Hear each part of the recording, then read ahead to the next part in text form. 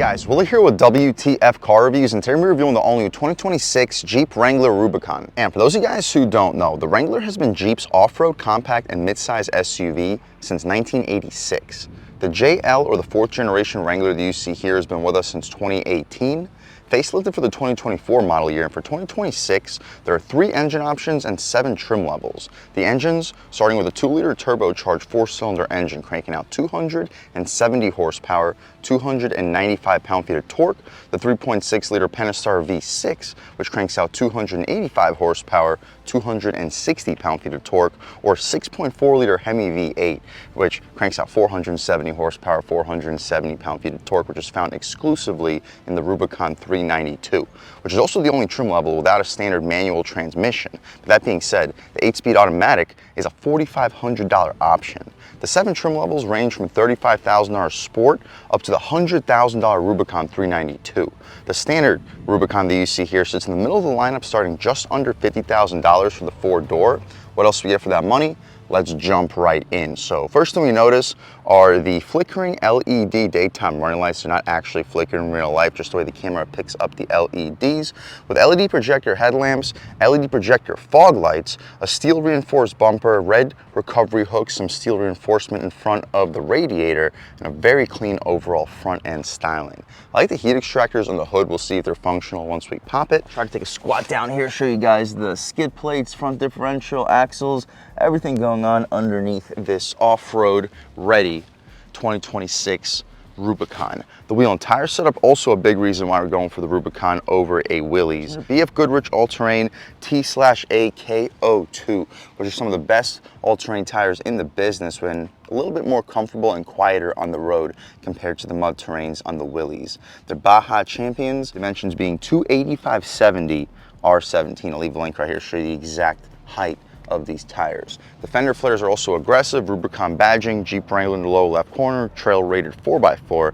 The doors, of course, are removable. We get smart access for the driver and a front passenger, blind spot monitoring on the mirrors, and they're heated outside mirrors, black window trim, and the hard removable top, which is about a $2,000 option. So between the automatic transmission and the removable top, we're already at about $6,500 in total options above the sub $50,000 base price. But taking a step back, hopefully you guys can pick up the side profile on this 2026 Rubicon. The rear wheel and tire setup, same thing as up front. The only difference is a smaller brake caliper. Hopefully you pick up the rear suspension setup. I'll try to take a squat down here. There you go. The gas cap, we actually have a cover here, unlike the Willys we reviewed in this channel. Not a push to open, still got to turn and close it, but at least we get the cover. Full LED taillights, turn signals, and reverse lights. Steel reinforced rear bumper, red recovery hook, full-size spare tire, but only 3 lugs holding it together. That's where our rear view camera is as well. Third brake light right above the spare tire. We'll check this out in a few minutes, but another reason I like the Wranglers is the rear glass lifts up separate from the actual tailgate, so you can run 2x4s, 4x4s, whatever by 4s, snowboards, skis, kayaks, whatever. It's a very convenient feature, mostly something you only see now on the full-size SUV segment. Trailer hitch, I'll leave a link right here to show you exactly what this SUV can tow. Here's a better look of your rear differential and suspension setup and our exhaust tips. We've been mostly reviewing 2-liter turbos last couple of years for the Wranglers. Finally, we got our hands on a 3.6-liter V6. One of these days I'll get my hands on a manual one, but still with the automatic transmission, the 3.6-liter V6. Let's fire it up and hear how she sounds.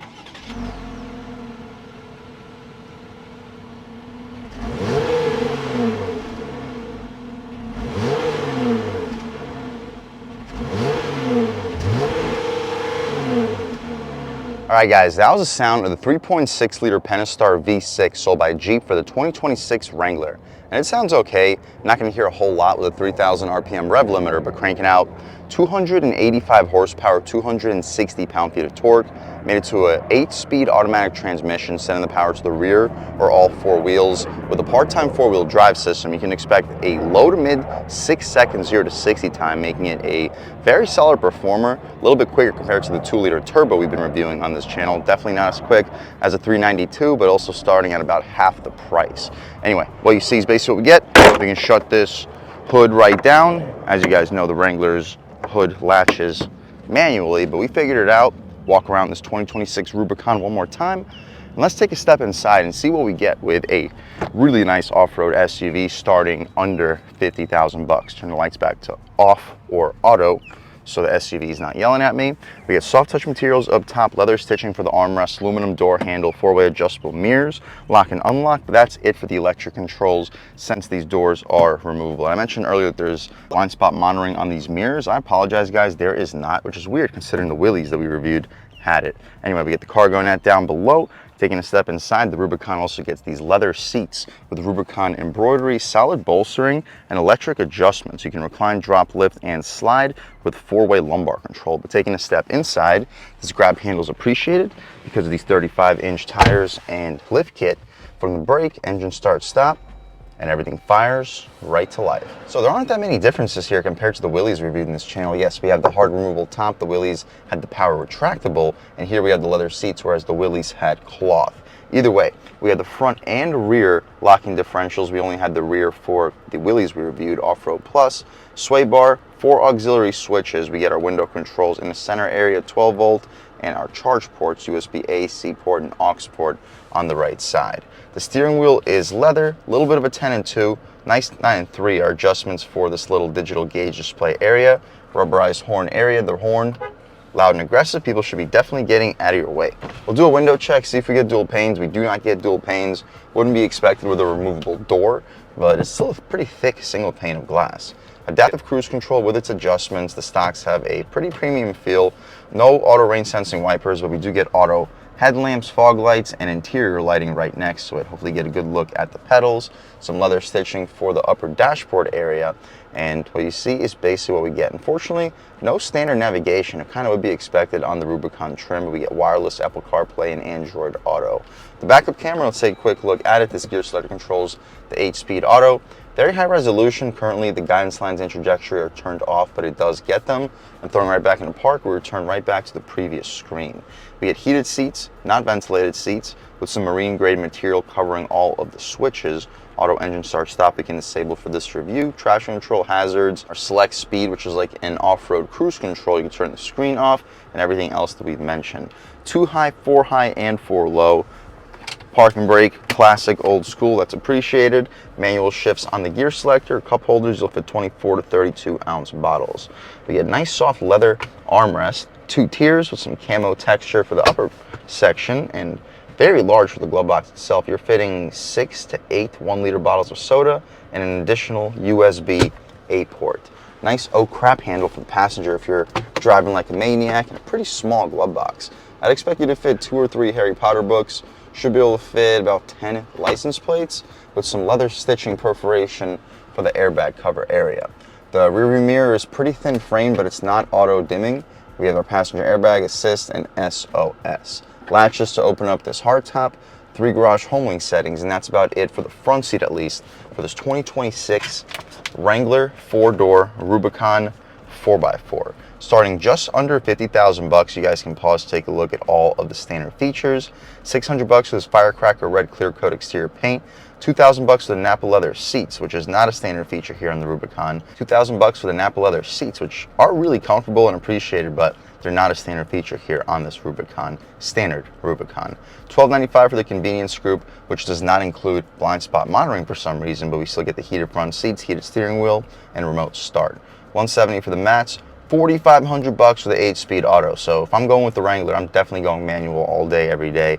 $23.95 for the hardtop, giving us the rear window defroster, rear window wiper, washer, and no soft top. Freedom panel storage bag, and 495 bucks for the body color Rubicon Highline Flare. $2,000 destination charge, totaling us out at $63,320 bucks. So $13,000 in total options. I would cancel just about half of those, but a lot of these options are pretty useful. 20 combined miles per gallon, 18 in the city, 23 on the highway, and for that reason, I'll go with this 3.6 liter V6 over the turbocharged. Yes, the turbocharged 4-cylinder makes a little bit better power in the low and mid range, but this has better response and better potential reliability with significantly more top end performance. We got to move all of these mats out of the way if we want to sit back here, but anyway, up top, soft touch, leather stitching beneath it, aluminum door handle, and a cargo net. That's about it for the door panel though. The seats, the Napa leather continues, red contrast stitching, not the most bolstering, but pretty comfortable. mat pocket, and the seats recline. They do not slide. But taking a step inside, we can really check it out. The grab handle, of course, makes things significantly easier. I'm a little bit over 6 feet tall sitting behind my seat settings. I have about 2.5, 3 inches of knee room. Headroom, though, I have a ton of it. About 4 inches of headroom. If you're under 6'5", 6'6", you shouldn't have any issues sitting in the back of a 2026 Wrangler. With these floor mats out of the way, the air vents are appreciated, window controls, 115 volt, 150 watt AC outlet beneath it, USB A and C ports, and a little bit of storage underneath. The center cubby, got to pull on this latch, drop it down, we get 2 cup holders, nice area for a phone, and soft leather for the armrest. We get 2 speakers right above the rear passengers' heads, and that's about it for the back seat of the 2026 Wrangler Rubicon. Let's take a step out towards the cargo space, see how much space is offered back there, and then take this 2026 Wrangler Rubicon out for a drive. So we mentioned the glass opens up separate from the tailgate, so when you drop or close the tailgate and leave the glass open, you can run wood, you can run skis, snowboards, kayaks, whatever long objects wouldn't necessarily fit in an SUV without having to strap anything to the top. But opening this tailgate right back up, the cargo space, I'll leave a link right here, show you exactly how much there is with the second row up and with the second row down. The roll cage looks pretty cool from the interior, but I like how they painted it red. So when we drop or take off this hard top and expose this roll cage, it'll still keep the body color. Nice touch from Jeep. Secret storage, you'll see what we got. Decent amount, you'll fit 2 backpacks down there. What you see is basically what we get. 12 volt in the corner, we drop this glass right down, close the tailgate, and walk around this 2026 Wrangler Rubicon one more time. It is a really nice SUV. It's a very loud and aggressive color, but it's a pretty loud and aggressive SUV, both inside and out. Quite a bit of options and features, but I'm glad that we keep the V6. Kind of wish we had the manual. But speaking of the V6, let's take this 2026 Wrangler Rubicon out for a drive and see what it's got. All right, guys, now we're just about seeing everything we need to see with the inside and outside of the 2026 Jeep Wrangler 4-door Rubicon with a 3.6 liter V6. Let's take it out for a drive and see what it's got. My first impressions, though, the steering feels good. Off-road transition, that's why you're going with the Wrangler. Basically seamless. I could probably drive this right through that ditch. I just don't know how wet it is, so I'm not going to. But driving off the pavement, it's easily one of, if not the best SUVs out on the road at it. Comfortable too. It doesn't really feel any more bumpy off-road than it is on-road. Throttle responds significantly better than the 2-liter turbo we've been reviewing, but yes, the all-out low and mid-range is not going to be quite as good. Ride quality, very good. Brakes feel solid. And they tuned this 3.6 liter V6 not overly aggressively, so you are going to have to really lean into it when you want to accelerate. But we'll take a step out here in 1 second and see what it's got. We can take a step out here, about half throttle. Ooh! Okay, yeah, no need to beat it up any further. Steering feels pretty good, but it gets pretty light too. The steering gets very light once you start getting to higher speeds. And coming out. Oh yeah, okay, no need to beat it up any further. And yeah, the brakes do feel very good. Big improvement compared to Wranglers of the past. Also a big improvement compared to Wranglers of the past is the handling. It stays surprisingly flat here.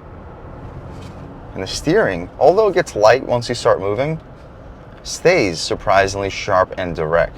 Taking a step out here, about quarter throttle.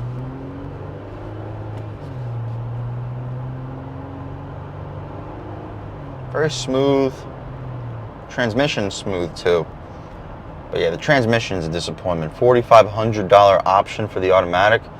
I'm used to seeing $1,900, sometimes even $2,500. I have never seen $4,500 for an automatic transmission option. For that reason, let's save the manuals. If you're going with the Wrangler, get it with the manual. Another thing I'm noticing, similar to the Gladiator, with the solid front and rear axles, it does have a little bit of sway. You have to do a little bit more steering corrections as you're driving compared to a vehicle with just a solid axle in the rear. But either way, cruising along, these all-terrain tires are a little bit quieter compared to the mud terrains on the Willys. You start to hear a little bit of wind noise, but this hardtop is definitely better insulated compared to that retractable top. Road noise, basically non-existent. Ride quality over the bumps is good. These 35s do absorb the bumps a little bit better than the 33s, but really not by much. The Willys already has basically the same suspension as what we have here, so I'm not really noticing big improvement when it comes to ride quality. The Wrangler doesn't ride great to begin with. These off-road heavier duty tires do soften things up a decent amount. We can take a step out here. It looks like a good opportunity to try one out off the line. Two-wheel drive, off the line, on the gas. Whoo!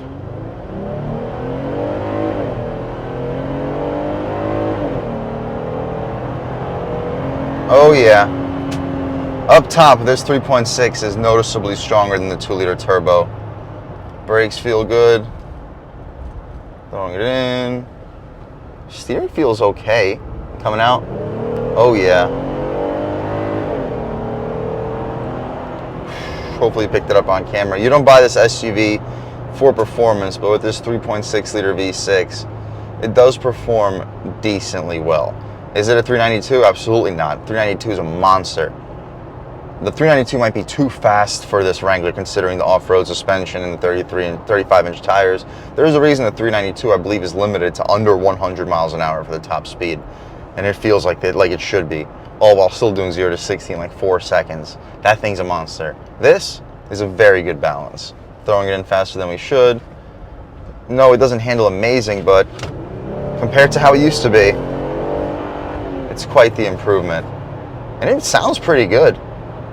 Good note coming out of this 3.6. Try out some of these manual shifts. We get rev match downshifts. Cool.